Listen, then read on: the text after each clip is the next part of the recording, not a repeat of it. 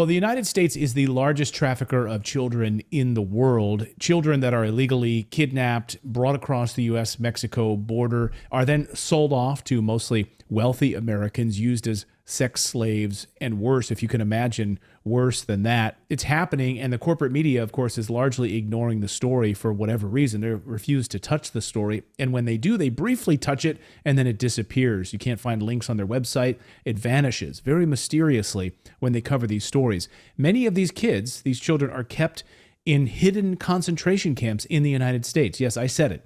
Hidden concentration camps in the United States. We showed you one of these facilities a few months ago here on Redacted, a Walmart facility, a former Walmart facility in Brownsville, Texas, that is holding hundreds, if not thousands of children before they are sold off. A whistleblower who worked at one of these facilities, MVM is the name of the facility, has come forward to expose all of this. Carlos Arellano is a former U.S. immigration contractor, and he joins us now. Carlos, welcome to the show, and thank you for coming forward to share your story. No, thank you for having me. It's like you said, when it comes to child trafficking, there's so much evil behind it that people don't want to touch the story, and if they do touch it, they touch it briefly. And it just goes to show you how much evil there is behind it, that it holds that much power over people, that it's kept in the dark. And hopefully we can expose this story. We can shine a light on it today. So anyone watching this, hopefully you can share this story out, share it with people who can spread it around to try to put an end to this awful, awful crime against humanity that's happening in the United States and around the world. So, Carlos, before we dive into some more specifics of this, can you just give us, our audience, a background as to what exactly you did working as an immigration contractor and this company? Is it a government company relationship as a U.S. government contractor, or was it separate from the U.S. government? So the way it works is the US government is washing their hands, keeping their hands clean by going out and handing out massive contracts to organizations that they like to call NGOs, non-government organizations.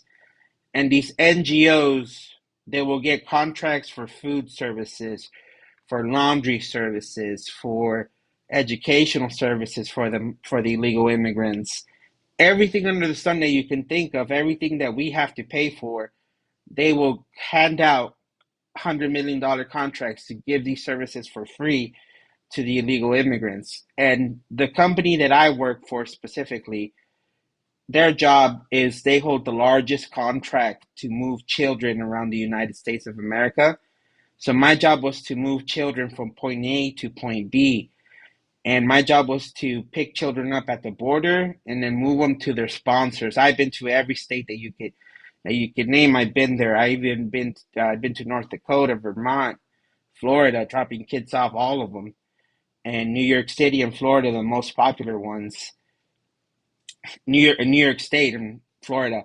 And the other job that I did, I've done this immigration work my whole life, but two main jobs that stick out the most is I was part of the management team. I helped ran the largest migrant hotel in New York City, the Row NYC, where I had to look over 5,000 migrants in the heart of Times Square, a block away. And my job was to, whatever these migrants wanted in New York City, whether it be spicy food, non-spicy food, or laundry services. We got laundry services for them. We had Uber services for them.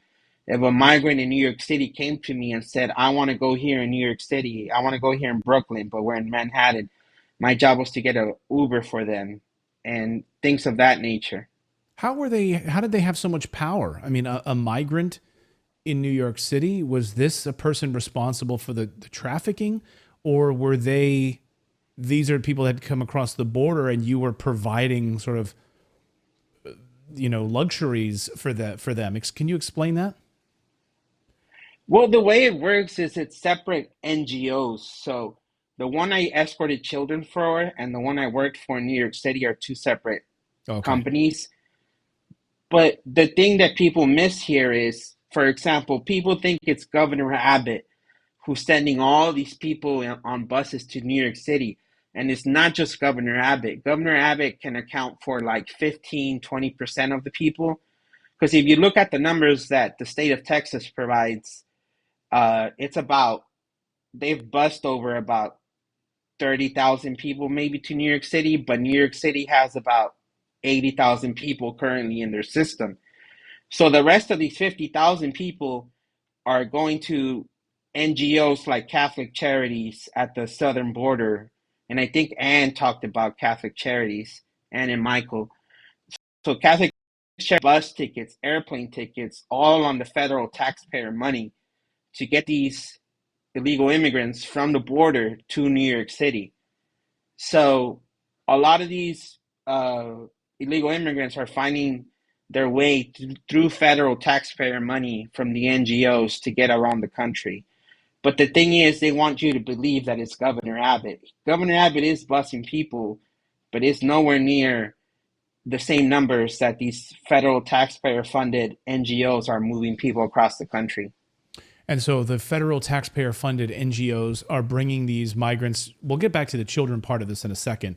But for instance, in New York City, bringing these migrants to New York City to live in this, I guess, a hotel. By the way, New York City, Times Square, I used to work at Fox News, 1 block away from where you're talking about, right there in Times Square, right there next to, like a block away from major news organizations, the Today Show, all of the major media, ABC News, all of them a block away from where this is happening, and total radio silence on this. So when they're at these hotels in New York City, what are they doing? Are they children? Are they adults? And then what happens to them?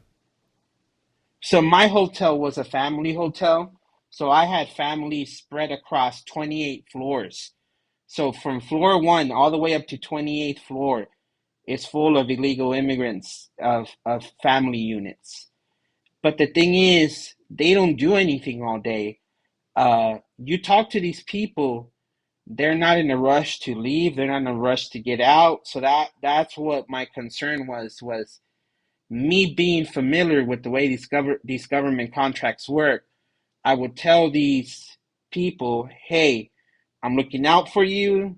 If you have a family member who can help you out and wants to take you in, my advice to you is take them up on it, because one day this hotel will close down and they're just going to toss you out to the street and you're not going to have anywhere to go. So please, if I'm saying this in a good way, I'm not in a bad way, I'm looking out for you, you got to go. But the thing is, these people would not take me seriously, because Mayor Adams had no rush to push people out. Now that it's gotten out of hand, now he's handing out 60-day notices where he's telling people you have 60 days to find a way to get other kind of housing. If not, you're going to be out in the streets. So now that he's enforcing the 60-day notice, now that's why you're seeing these people out in the streets in tents, and they're spilling out over to the streets on the videos where they're sleeping on the side of the road. Is because they didn't run this the right way from the beginning. And for example, the hotel that I worked at, why would you put people all the way up to the 28th floor? Because these migrants are not going to be happy when the time comes to leave, and you're going to have to get the National Guard in there, and you're going to turn into a shoving match. And can you imagine them shoving each other, pushing each other, punching each other on the 28th floor? Someone's going to fall out. And it's like, why would you even do that? Why would you fill this hotel up the whole way? And it's terrible. It's terrible what's happening in New York City, and I don't see it getting any better. It's just going to keep getting worse. I see it ending up like the Paris riots out in France. That's where it's headed. So let's get back to the children in the facility we featured here, this former Walmart facility in Brownsville, Texas. You work there, correct? So my job was, I did work there, but my job was to take kids out of those facilities and hand them off to sponsors across the country. So can you walk me through that process? So you're an employee, you get what do you get, an email? Do you get a text message that says, Carlos, on Tuesday, we need you to take these children to their sponsor family in Florida, And how did that process unfold? Can you explain that? So yes, we would get text messages, we would get phone calls at 7 p.m. at night, 6 p.m. at night, saying, "Hey, we have a trip out tomorrow. Can you make the trip?" I say yes. And later on in the night, I get a report time for the following morning. You get a 5 a.m. report time, 4 a.m. It's always in the dark because they don't want us picking up these kids in the day where people can see us.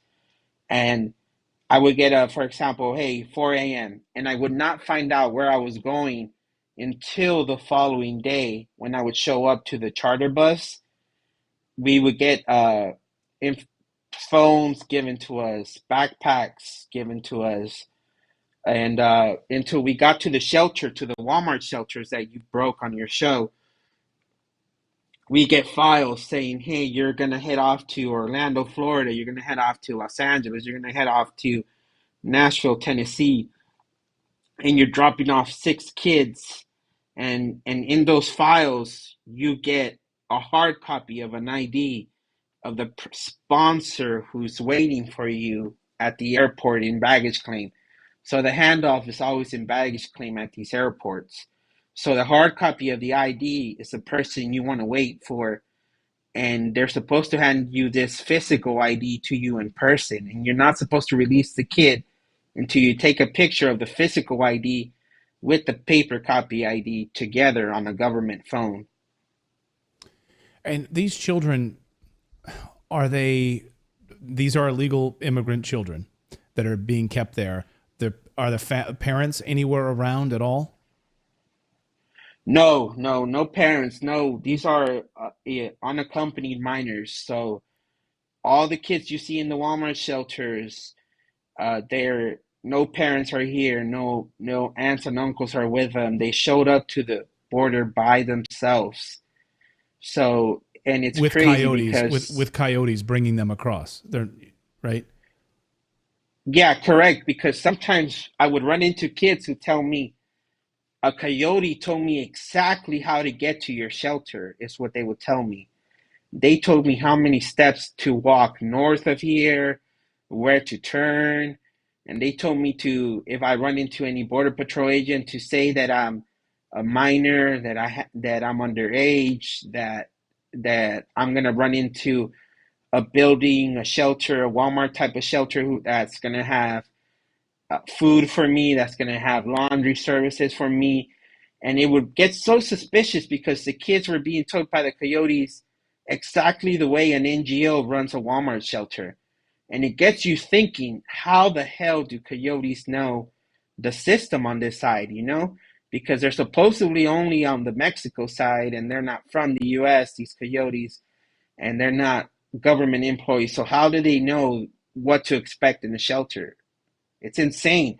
And the other insane part is these Walmart shelters also have babies. I've escorted myself. I can personally myself say I picked up a baby that's 5 months old, 8 months old, 4 months old, and escorted them to a sponsor. And how the hell do you realize who a sponsor is for this child when they can't even talk? So who are? That's awful.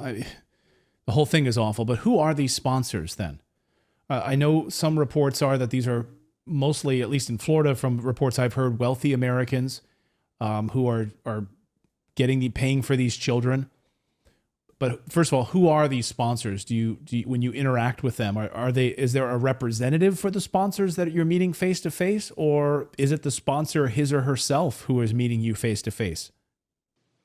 The sponsor is supposed to be meeting me face to face because their ID is the one that I can only accept.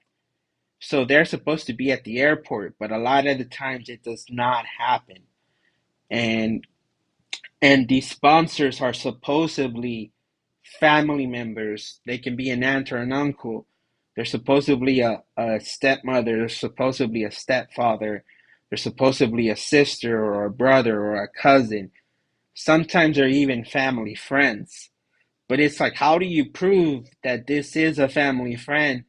Or how do you prove this is a cousin when you don't even do DNA testing anymore at the border when it comes to the current administration. And how are you? So these people are just calling up and saying, "Hey, yeah, that's my cousin, and that's it. I'm willing to take him in." And you, as an employee, I mean, correct me if I'm wrong, but I think you thought you were reuniting families up until you didn't. Like, what was the moment you decided, wait a second, I need to blow the whistle on this. This is not what I thought it was. So yes, you get into this type of work because you think you can make a difference. You think it's these kids who are, and they have been through a lot, but you want to help them out and make them smile by buying them a snack at the airport, a toy at the airport, because children are innocent. No matter what, children, they don't know what they're doing, and they should be kept out of issues that are tearing our country apart. So you try to make their day better, but then I started hearing horror stories from my coworkers. My coworkers used to tell me my child that I escorted was crying because they said that they did not know the sponsor that I was taking them to. And they were telling me, "Please, sir, I don't want to go to the sponsor. I don't know them." They at the campsite where I was, at the Walmart shelter where I was, they told me that I supposedly know the sponsor, that the sponsor is supposedly my uncle or my aunt, but I've never met him. I don't remember. And my coworker would say, "But I don't care. I still handed the child off even though the child was crying because I wanted to go out and party." And the reason why my coworker says that is because once we had the child off, we're allowed to go have our own thing. If we're in Los Angeles and we hand the children off at the airport, we're allowed to go out into the city because our flight doesn't happen until the next day, our return flight. So the rest of the night we're free. And a lot of my coworkers were 18, 19 years old, 21 years old, taking care of teenagers. And their main worry was, "Oh man, I want to go to the bar already. I want to go to a concert that's happening in downtown LA, but the sponsor is taking forever, or this child is crying, and I just want to hand them off." So they would hand the children off, even though they were showing signs of, "I don't know the sponsor." And then I used to think my coworkers were lying or they were exaggerating because I would tell myself my coworker just wants attention. So they're acting like, and as sick as it is, people like attention that way. And I would brush it off saying there's no way that's true. But then one day I received an email from my boss admitting in a company email that we handed off children to the wrong people. And all the stories that I would hear from coworkers immediately just hit me hard in my face. And I had a big panic attack and I couldn't breathe. And the reason why is because I also would get stories from kids where a child wouldn't want to talk. And when I would get to the sponsor would tell me he's not talking because his sibling was with him and she got raped in Mexico and she got murdered in Mexico as well. So these children go through crazy situations like that. And then they tell me these stories. And then you get an email from your own boss telling you, "We fucked up. We gave children to the wrong people." And the reason why it's so sickening is because in my office alone, there was about 300 of us, 200 to 300 of us. I would say at the most 400 employees. And each one of us can sometimes have 6 kids, 8 kids at a time. And the word around the company was that the boss had found records of us handing off kids to the wrong people for an entire month. So each day there's escorts going out. So that's thousands of kids for an entire month that were handed off to the wrong people. And could you just imagine a company that's working for the government admits in an email to "we gave kids to the wrong people"? You just lose your entire faith in the company and the system, and it's like, what am I doing here? I can't be part of this anymore. So that's why I decided to speak out, because the company themselves admitted we're trafficking kids. And it's all happening right in front of our eyes, and the United States government is funding it. So these facilities, they're making their money from the United States government. And so if you drive up to this, like one of these Walmart facilities, you'll be met with guards at the gate, right? I mean, guards that are telling you, you're not allowed to come in here. Then how many kids are we talking about are at these facilities like this, these former Walmart facilities? Are we talking hundreds, thousands? Well, the Walmart that was shared on your show, uh, I think you guys shared it, Yeah. or you guys talked about it, was that's about 1,500 to 2,000 kids. But that's not the only Walmart down here where I live. We have about four or five of them, And these are and each, former Walmarts, right? So these are giant yes, facilities, former Walmarts that are housing these children. Are they like sleeping in cots and beds, and they're just there waiting to be? Is it right for me to say sold off to these people around the country? I mean, that's the best way to describe it, right? it's the best way to describe it. You're right to say that, because what just the way the company admitted in an email to, hey, transportation specialist, you're taking the wrong documents and you're giving kids off to the wrong people. It's an open world of possibilities of what's happening.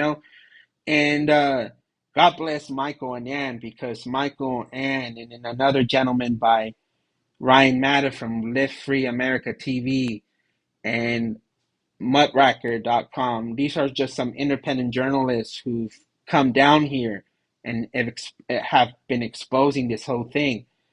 And when they came down here, they were met with aggressiveness. They were met with, we're going to call the police. You can't be here. You can't take pictures. And they have signs like it says media tour. You can request a media tour. But when Michael and Ryan and Anne would request a media tour, they were met with, oh, you have to go on the website. It's not available right now. Go on the website. It's just, if you have nothing to hide, why are you being so aggressive? It's so easy to let a reporter in there, walk around and then leave, and if it's a good operation, why not do that? And you're met with so much opposition, so much aggressiveness at the front gate, that you can't even go into the parking lot for these facilities, these former Walmart facilities. Is there any follow up with the children later, like to follow up and see are these children still alive? Have these children remained with these quote unquote sponsors, these people who've purchased them? Is there any sort of follow up mechanism in place? Did you have occurrence where you went back and would meet with the families again, or meet with any of these sponsors who bought these children? No follow up. No follow up by the escorting agency. None whatsoever. I do know that case managers try to make one phone call, but I do know that this phone call, if they don't answer, if it's disconnected, that's it. They don't put any effort towards it. They don't leave a voicemail, nothing at all. It's just one follow up phone call a month later. But this phone call is not even enforced. It's left up to the case managers, to their own discretion, whether they want to make it or not. If they want to make it, they can go ahead and do it. If they don't do it, they're not punished for it. And that's it. The kids are not given a phone number saying, hey, call this phone number if you're being harassed or abused. No.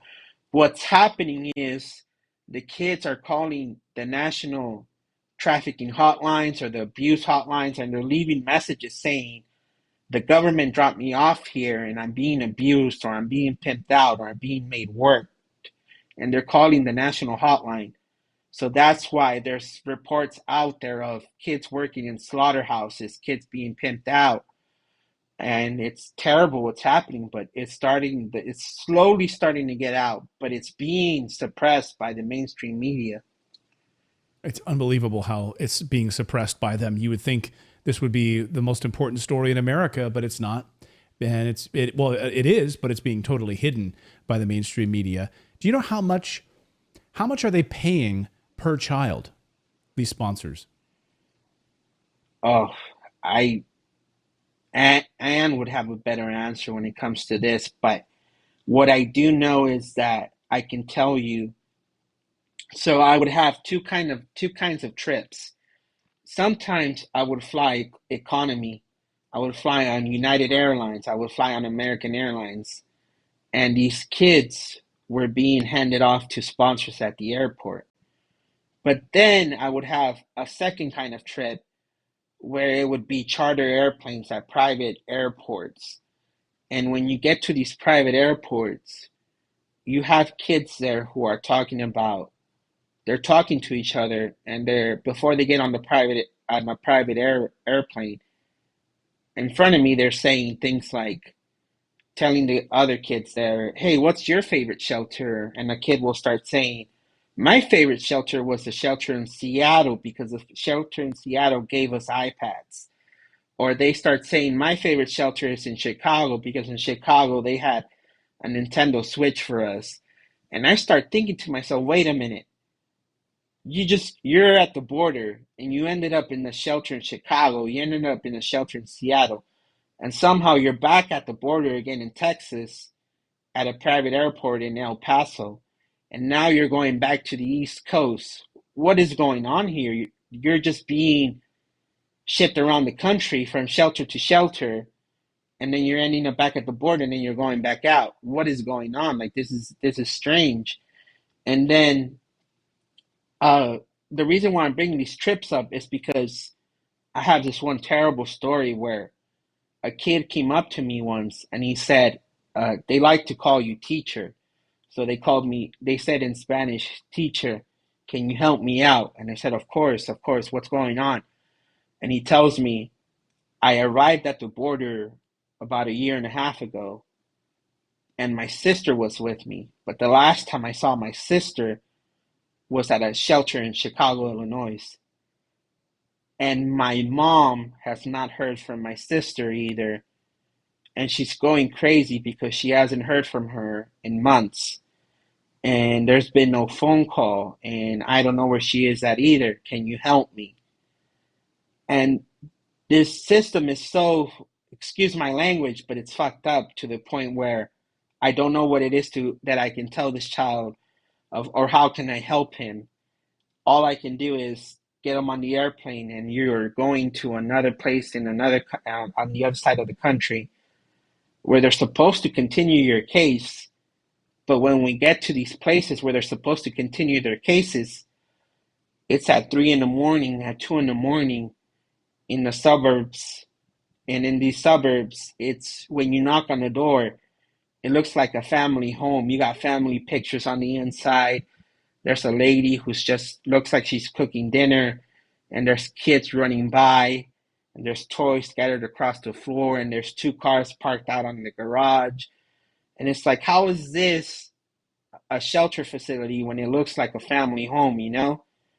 And I had no way to fight it. It's just, this is the address, and I would drop off three kids from Central America, two female girls from the Middle East, and they would all stay at this home.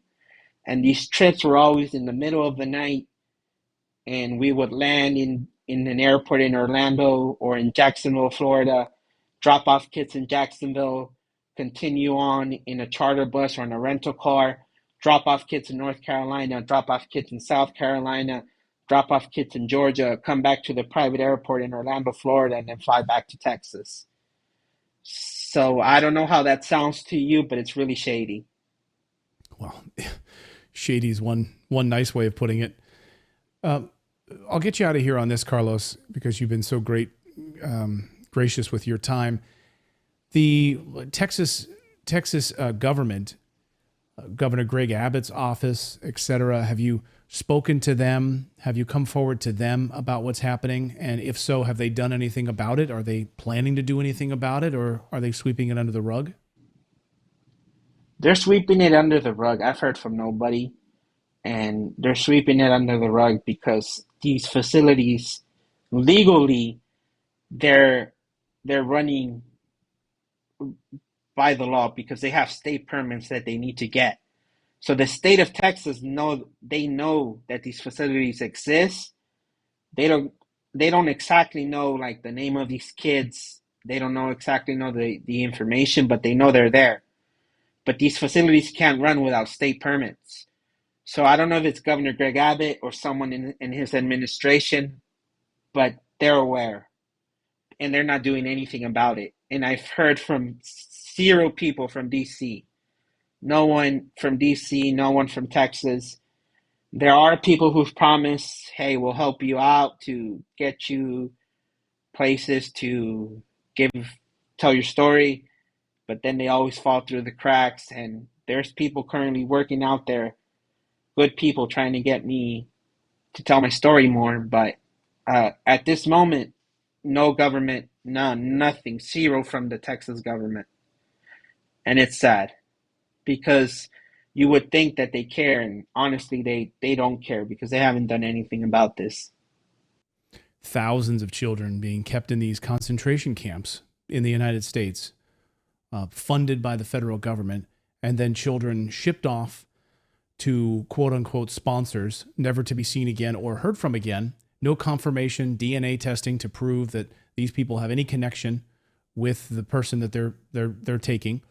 We've had multiple sources here on our show who say these children are being sold off as sex slaves, being used in sweatshops as slaves, as physical labor slaves, and the most horrible thing of all, which is organ harvesting.